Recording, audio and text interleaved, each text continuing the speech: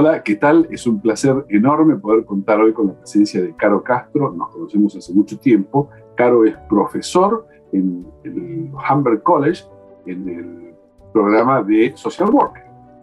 Pero además tiene otras actividades, otros títulos. Está haciendo el doctorado en este momento, es Social Work, es clínica, es consejero clínico. Pero además Caro tiene una ventaja por sobre muchas otras, que hemos trabajado juntos, que nos conocemos, que sabemos cuáles son las debilidades y cuáles son las fortalezas de cada uno. Esto no, ¿por qué yo invité a Caro a hablar hoy sobre violencia contra la mujer? No, Rodrigo, no es violencia contra la mujer, es violencia de género, es gender-based violence. Y esta es la duda, digamos, ¿cómo debo yo referirme? Entonces dije, la persona que me va a ayudar a entender esto es Caro. ¿Qué tal? Espero. Hola Rodrigo, es un placer estar con vos. Sabés lo que te aprecio y lo que te quiero y que me alegro que nos haya, no sé cómo, pero que nuestros caminos se han cruzado y siempre me encanta hablar con vos. Es un placer. Siempre lo van a hacer y bueno, entonces yo recurro a ti porque creo que la claridad que tú tienes respecto de este tema nos va a ayudar a todos a entender. Y digo esto enmarcado en el mes de noviembre. Todos sabemos que el mes de noviembre es el mes en el que tratamos de crear conciencia sobre la violencia de género, sobre la violencia contra la mujer. Y en ese marco es entonces que me parece que hablar sobre este tema es pertinente.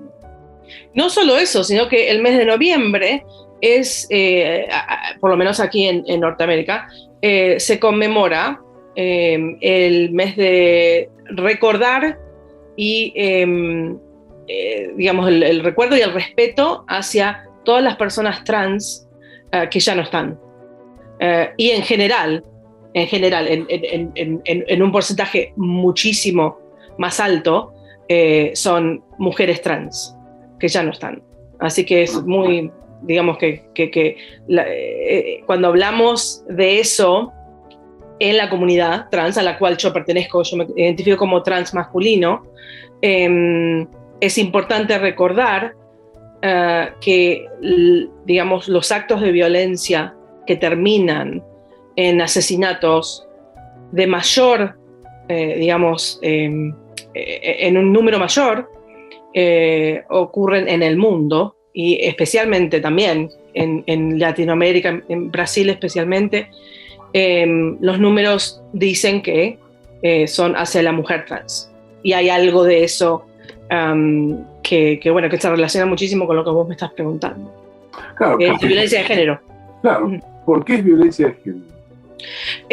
Violencia de género, es más, en un momento con una persona que fue nuestra jefa, cuando trabajábamos juntos, tuve conversaciones al respecto porque se habla mucho de la violencia contra la mujer.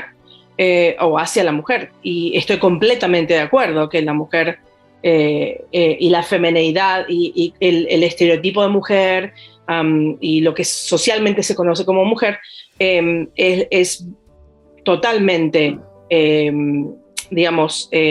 vulnerable a la violencia. Lo que sí es importante, y en nuestras conversaciones hablamos de esto, diferenciar que, personas como yo, basado en lo que yo conozco, en lo que he estudiado y en mi vida, no creo que el género determine ciertas cosas. Por ejemplo, para mí la violencia de género es la violencia a los géneros más vulnerables. En general, cuando hablamos de un género, de una sociedad que se identifica con un género binario, que es el hombre y la mujer, al cual yo pertenezco también, yo me identifico como masculino, consideramos que la mujer es víctima de violencia muchísimo más.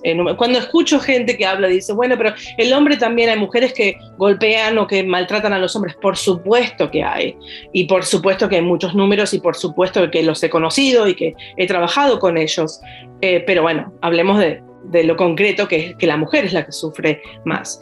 Pero cuando nos separamos un poquito de ahí y vamos a otros tipos de relaciones, podemos ver que tiene mucho más que ver con el poder y la masculinidad y el poder de la masculinidad que con la mujer en sí. O sea, no es la ausencia digamos, lo que no es la ausencia de masculinidad, porque si no, no habría una violencia tan marcada en mujeres trans, que para gente, digamos, que ejerce violencia sobre la mujer trans, lo que ellos dicen, o digamos el discurso de ellos es que, bueno, pero la mujer trans en realidad es un hombre.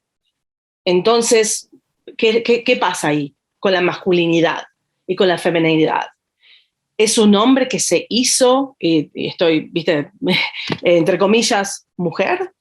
¿Cómo lo vemos? Entonces, en muchos estudios, especialmente en los últimos tiempos, y lo que yo he observado en clientes, pacientes, en la sociedad, se ve que cuando uno se separa un poquito del género binario, te das cuenta que existe la violencia igualmente. Si hay dos hombres que viven juntos y hay un proceso en el cual, bueno, se separan y uno de esos hombres declara que la otra persona era violento, o ejercía violencia, o era abusador. Entonces, ¿sería violencia hacia la mujer? ¿Sería violencia hacia un género menor? Si los dos pertenecen y se identifican al mismo género. Entonces hay que hacer una especie de revisión sobre en qué se basa ese tipo de violencia. Bueno, vos decías el poder es una de ellas. Es un tema de poder. Conozco, no solamente he tratado como terapeuta, sino con ¿viste? Amigas que son terapeutas y demás, que expresaban que sus participantes decían, por ejemplo, fui a una cita con un hombre, ya sea una mujer cis o una mujer trans, ¿no? Fui a una cita, estaba todo bien, todo más que bien. Yo no tenía ningún problema en tener sexo con esta persona, me gustaba, pero esta persona en un momento, en la próxima cita, se violentó y lo hizo de una manera que me ultrajó y me violó y todo ese tipo de cosas. Y cuando uno empieza a ver, el hombre en ese caso no quería una relación consensuada, necesitaba que fuera así. Y uno puede decir, bueno, pero esos son casos extremos de hombres violentos y violadores, y siempre le ponemos una etiqueta, pero cuando analizamos un poco en profundidad qué era lo que estaba pasando ahí, era el hombre, la imagen de esa persona, en cuanto a lo que estaba pasando era diferente a lo que le estaba pasando a esa mujer. Esa mujer estaba sintiéndose segura y bien en una cita, digamos, y ese hombre lo que quería era ultrajar a esa persona por un tema de poder. No tenía que ver con la dinámica que era lo que estaba ocurriendo en ese momento. Y con esa historia es una de millones. Y la violencia, que puede ser, como hablamos siempre, no solamente física, puede ser verbal, emocional, psicológica, financiera, económica, es decir, yo no te doy plata, pasa en todos los géneros. Entonces, cuando hablamos de violencia de género, también es algo que tiene que reverse para mí.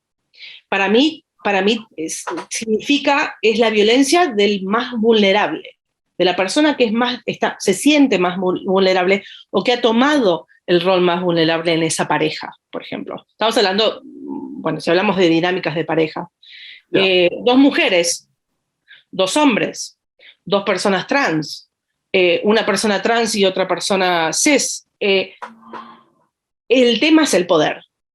¿Cómo ejercemos ese poder sobre esa persona si no podemos ejercerlo de alguna manera que nos satisfaga? Lo vamos a ejercer de una manera violenta, agrediéndolos. Es interesante esto que vos planteás, me parece que agregar un elemento más.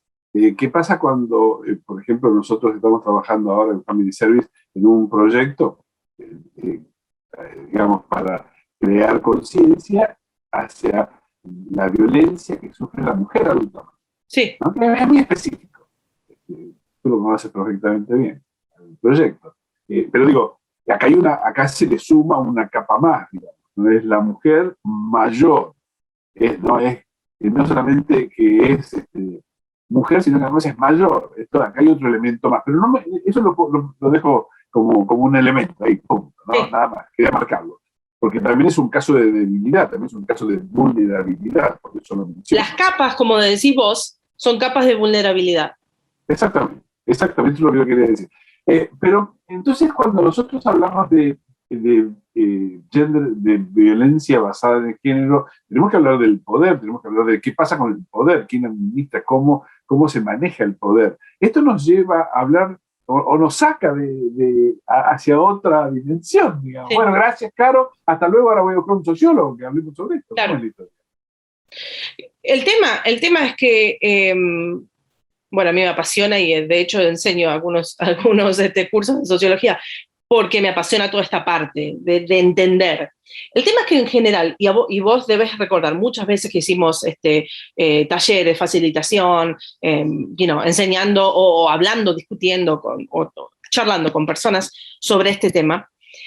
Por lo general, si no lo centramos de vuelta, el tema se va por la tangente en, bueno, pero ahora la mujer piensa que todo es violencia. Por ahí la persona le está diciendo algo, yo antes solía decir esto y un piropo parece que ahora es violencia por parte de los hombres, ¿no? Y la mujer defendiendo esa parte diciendo, bueno, no, pero si vos me decís de una manera que a mí no me gusta y yo no te autoricé a que me digas cosas sobre mi físico, me parece que eso es violencia. Bueno, y se va en una conversación y, bueno, vos porque tenés mucha cancha y mucha experiencia en esto, lo traes de vuelta y tratamos siempre de hacer lo mismo.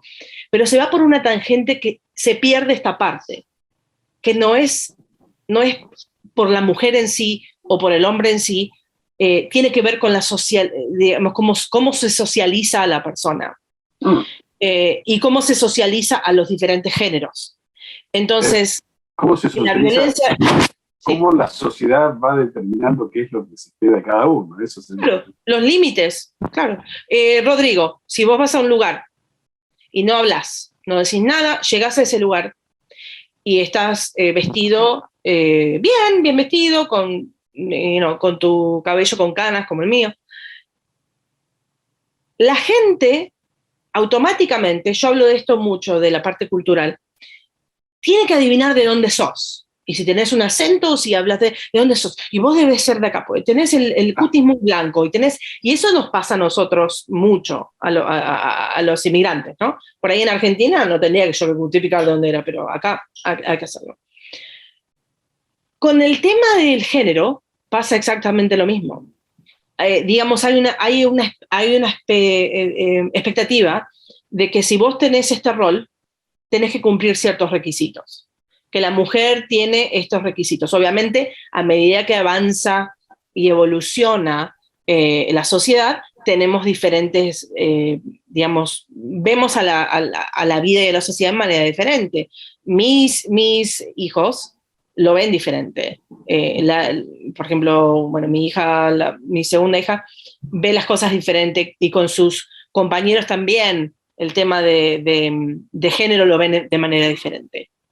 Igualmente hay una expectativa y un discurso general de lo que se espera de cada género. Y si no se cumple, entonces estamos en problemas. Si no se cumple, entonces la persona es rara, o la persona, esta persona qué complicada. Entonces, si hasta ahora las mujeres, y en los programas de los cuales vos me estabas hablando para la mujer mayor y concientizar, si hasta hace 10 o 20 años la mujer estaba totalmente de acuerdo con el piropo, ahora ¿qué le pasó que no está de acuerdo con el piropo? Y ese tipo de conversaciones se tienen porque no hay una profundidad de decir, no tiene nada que ver con el piropo, tiene que ver con el poder que vos estás ejerciendo sobre esa persona, y si no está en un rol vulnerable, digamos, en la interacción que tienen los dos, la estás poniendo en un rol vulnerable. Y vos estás determinando en qué rol la vas a poner a la persona. Puede ser mujer cis, o sea que nació como mujer y se identifica como mujer. Puede ser una chica muy, muy joven, que no tiene el desenvolvimiento como para contestar. Puede ser una mujer trans. Puede ser un hombre gay. Puede ser un chico que está encontrando su rol y su identificación y por ahí es no binario y no sabe bien dónde está. Pueden ser tantos géneros pero lo importante es que alguien está, y estoy hablando de un piropo, estoy hablando de un piropo o una agresión, que el piropo puede pasar de ser qué hermosa que sos a decir cualquier barbaridad. Claro. Estamos hablando de algo más básico, no violencia, digamos, por ahí corporal o más evidente. Lo que está pasando es que una persona está poniendo a la otra en un lugar de desequilibrio. No estamos en el mismo lugar. Entonces, eso pasa en muchas estructuras sociales. A ver, claro, y hasta 1960, por poner una fecha, bueno, recuerdo de una imagen de una muchacha caminando por una calle de Italia y todos los hombres mirándola, ¿no? La recuerdo, yo también. Una foto muy famosa, ¿no? Sí. Quizás la podríamos poner. En ese momento, la mujer en general, no vamos a hablar, podríamos decir la mujer occidental, también para situarlo, digamos, ¿no? Se lo aguantaba el tío. ¿Pero quién le preguntaba si le gustaba? Yo tengo una pregunta, no es una afirmación, ¿no? Sí. Le gustaba el piropo. Se lo bancaba. No sé. ¿Qué ha pasado con él? Nadie le preguntaba a la mujer si le gustaba eso. Y a algunas mujeres les gustaba y a otras no. Entonces, el problema que tenemos es cuando hay una persona a la cual no le gusta, pero hay una generalización de que, si a esta mujer yo le dije esto y le gusta, a la otra mujer le gusta, y a la otra mujer le gusta, entonces a todas las mujeres les gusta. Me parece que es interesante cuando vos hablas de la toma de decisión por el otro. Exacto. Termino asumiendo, no sé con qué elemento, digamos, termino asumiendo que esto es bueno para esa persona. No, no es bueno. Es así. Con el elemento, lo asumimos con el elemento que nos dio el poder que tenemos. Entonces al hombre, y más que principalmente al hombre blanco, se le dio todo el poder siempre, y de hecho institucionalmente, estructuralmente, socialmente, siempre tuvo más poder. De hecho, ahora me has puesto otro elemento más, el hombre y el hombre blanco en sí. Exacto. Entonces, cuando hay algo que estudiamos mucho en inglés cuando estudiamos trabajo social, yo estudié trabajo social y también lo enseño, que hablan mucho de las intersecciones, intersectionalities se llaman. Interseccionalidad. La interseccionalidad es un tema tan nuevo. Kimberly Crenshaw, digamos, empezó a hablar de ese tema.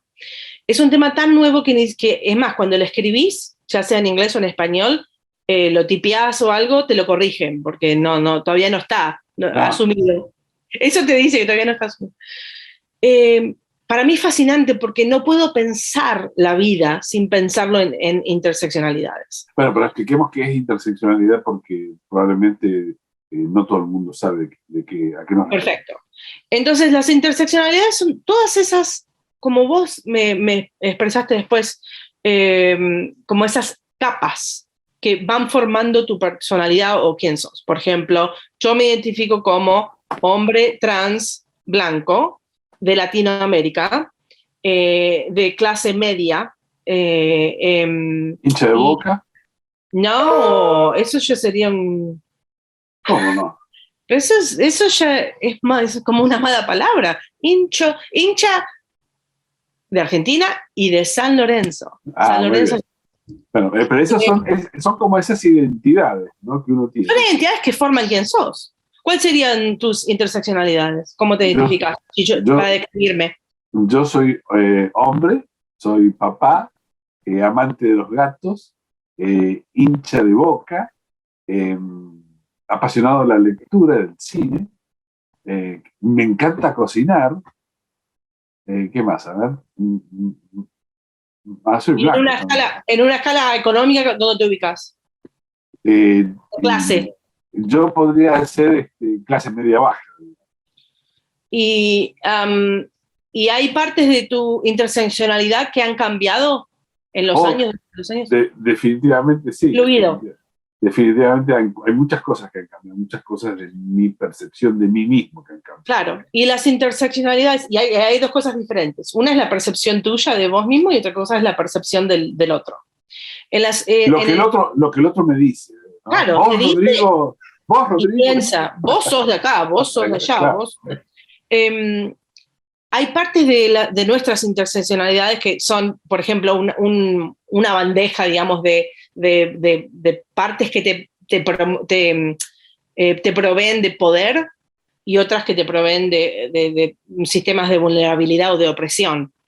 Entonces esas partes se conjugan y tienen tanto que ver con el tema de la violencia, porque es como nosotros lo manejamos. Entonces, hay partes tuyas que han cambiado. Por ahí, por ejemplo, tu clase social ha variado. Por ahí hubo momentos en que estabas más cerca más pobre, otros momentos en que estabas más en clase media alta, otros que estás más en clase media baja o working class. Bueno. Hay otras que no las puedes cambiar. El color de tu piel no lo vas a cambiar. Eso te da un cierto poder. Ya sea que vos lo vas a utilizar, ese poder, o te alejas de eso y decís, yo no quiero ser como ese típico hombre que tiene todo el poder y que le habla a las otras personas y a los otros géneros, y a las mujeres principalmente, con una voz con autoridad y les dice cómo tienen que pensar. Que así te veo yo.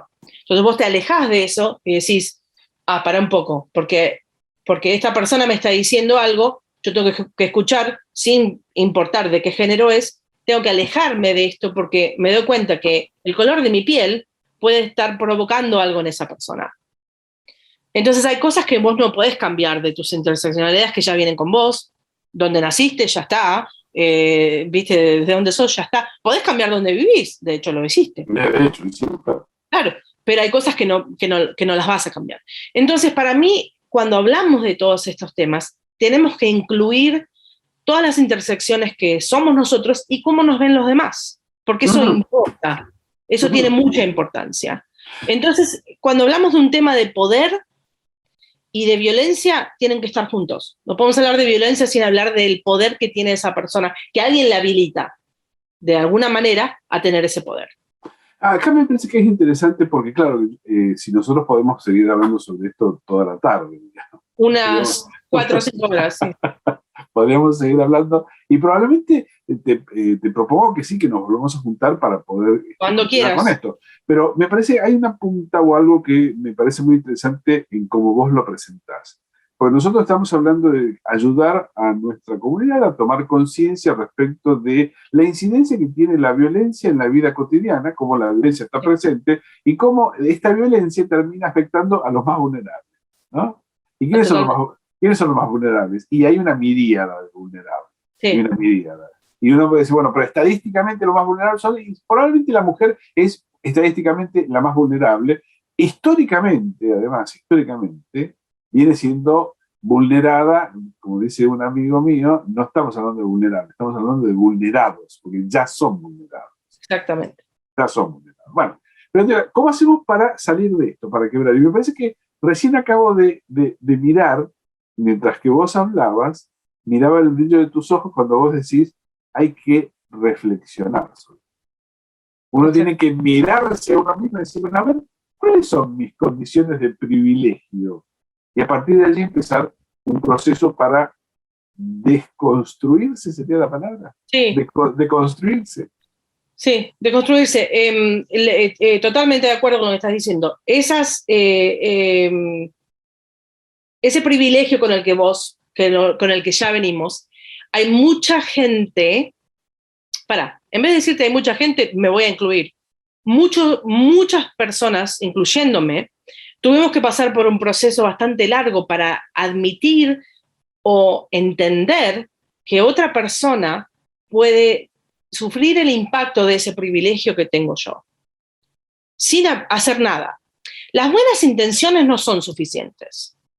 Y el hecho de que fuimos criados, viste, con una familia constituida, como se dice, que me criaron bien, con valores buenos, eso ya no es suficiente para tomar responsabilidad de lo que nosotros podemos hacerle a otra persona sin querer.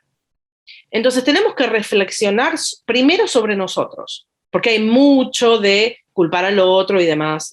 Estas conversaciones que te decía yo de que, ay, que la mujer ahora no se aguanta nada, y antes se lo aguantaba, y el hombre que dice esto y la mujer dice lo otro, y vamos, es un partido de tenis que como que no se termina nunca, porque el hecho es que está pasando y que la persona, mujer, hombre, cualquier género, está entendiendo más ahora, pero todavía existe la violencia, no para, por más que lo entienda. Entonces lo que tenemos que hacer es sentarnos y hacer una especie de reflexión y no creer que esas cosas pasan en ciertos ambientes. Yo me acuerdo de criarme, y esto es horrible, de criarme en una clase media baja y demás, y escuchar gente, yo no lo viví en mi casa, pero escuchar gente que dijera, porque estos de esta clase baja, que son vagos y que no hacen nada, que no trabajan y todo eso, esos que les pegan a las mujeres, cuando después yo veía, por otro lado,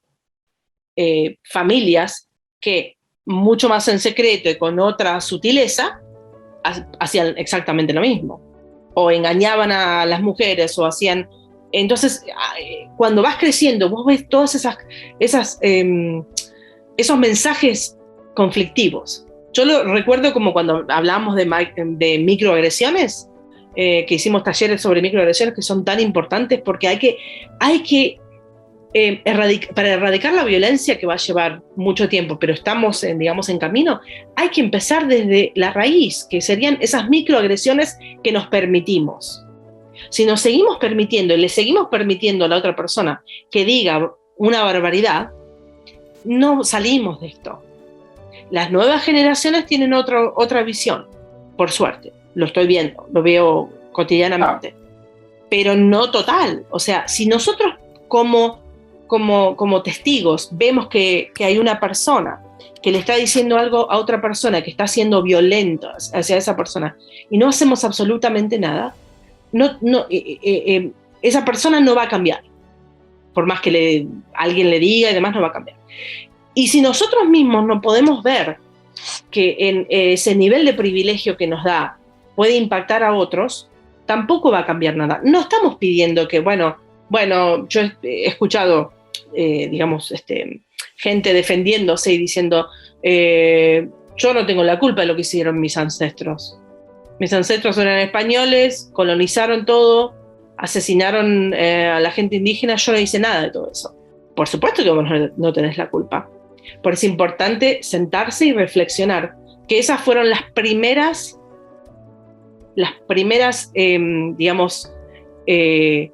consecuencias de una violencia tan abrupta y tan obvia, ¿verdad? Y no lo hiciste vos, pero lo hicieron tus ancestros. Entonces tenemos que sentarnos y pensar en esos, situaciones de privilegios de las cuales tenemos. También las situaciones de opresión por las que pasamos, ¿no? Al ser inmigrantes y tantas cosas más, pero es importante sentarse y verse a uno mismo, que es lo más difícil. Es re difícil, porque ser vulnerable es incómodo. Bueno, pero es el camino de empezar a construir una nueva imagen de uno mismo, una nueva mí mismo, una nueva persona. Totalmente es el camino, pero es importante también saber que es difícil, porque si no lo fuera, hay muchas cosas que no pasarían, pero tenemos que sentarnos y decir, para un poco, yo actué con violencia, yo discriminé, yo hasta tal vez he sido racista en algún momento, he sido homofóbico, o he sido... Entonces, sentarse y decir, esto es horrible. Hay una persona que vos conoces mucho, que una vez me dijo, Caro, quiero que me enseñes más sobre este tema del género, porque a mí a veces ver a dos hombres besarse me genera algo que no me gusta.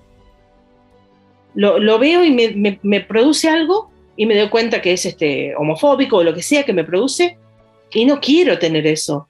¿Cómo hago para sacármelo? Una persona muy inteligente. Qué bueno. Me encantó. Entonces, a medida que habíamos desarrollando más talleres y él participaba muchísimo, había cosas en las que él defendía este tema, bueno, la mujer, pero había la mujer ahora dice esto y las conversaciones eran muy enriquecedoras. y él, te dabas cuenta, ¿viste? Cuando vos decís el brillo de tus ojos, yo me daba cuenta que la lamparita se le iba encendiendo. Pero no tiene nada que ver con ver a dos hombres besándose, tiene que ver con todos los mensajes que tenés desde que acumulados. Desde que naciste o antes de nacer. Claro. El tema de género es antes de nacer. Antes de nacer, ¿qué vas a tener? ¿Un varón o una nena, no? Entonces, cuando hablamos de eso, podemos también sentarnos a pensar en otra parte. Bueno, este es el tema de género. Vengo con este poder porque soy masculino o lo que sea. ¿Qué hago yo con eso? Quiero usarlo para ayudar a aquellas personas vulnerables. Y después identificarlas. ¿Cuáles son las personas más vulnerables? Creo que es lo más importante. La autorreflexión. Caro, vamos a poner puntos suspensivos en este lugar. Vamos a volvernos a encontrar. Quiero agradecerte especialmente por el tiempo que has dispuesto para que podamos acercarle a nuestra comunidad un punto de reflexión sobre un tema que nos preocupa a todos nosotros. Muchísimas gracias, Rodrigo, y cuando quieras, acá estaré. Gracias. Gracias.